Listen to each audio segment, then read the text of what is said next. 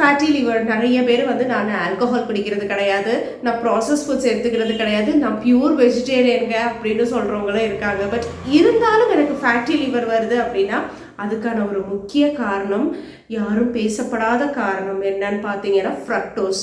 Fructose அப்படிங்கிறது வந்து ஃப்ரூட்லேருந்து வர குளுக்கோஸுங்க. எஸ்பெஷலி லேடிஸ் இப்போ வந்து ஹெல்த் கான்ஷியஸ் பியூட்டி கான்ஷியஸாக இருக்கேன்னு சொல்லிட்டு நிறைய 2-3 பழங்களை கண்டிப்பாக போட்டு நல்லா ஸ்மூதி அடிச்சுட்டு காலையில் நான் சாப்பிட்றேன். இதை சாப்பிட ஆரம்பித்ததுலேருந்து ஐ ஃபீல் பிரிஸ்க், நான் எனர்ஜெட்டிக்காக இருக்கேன் அப்படின்னு சொல்லிட்டு.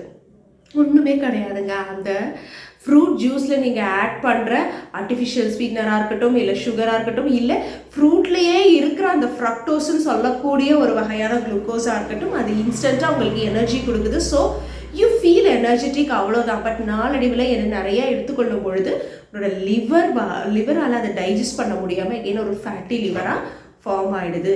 இதுதாங்க காரணம். எதுவாக இருந்தாலும் அளவுக்கு மிஞ்சினால் அமிர்தமும் நஞ்சு, இவ்வளவு தான் சூத்திரம். ஸோ அப்படியே நீங்கள் நிறையா எடுத்துக்கிறீங்க அப்படின்னும் பொழுது உங்களோட பாடி அந்த அளவுக்கு ஒர்க் அவுட் ஆகுதா, நடக்கிறீங்களா, நீங்கள் ஸ்டெப்ஸில் போகிறீங்களா இல்லை லிஃப்டில் போகிறீங்களா, அதையும் கொஞ்சம் கவனிச்சுக்கோங்க.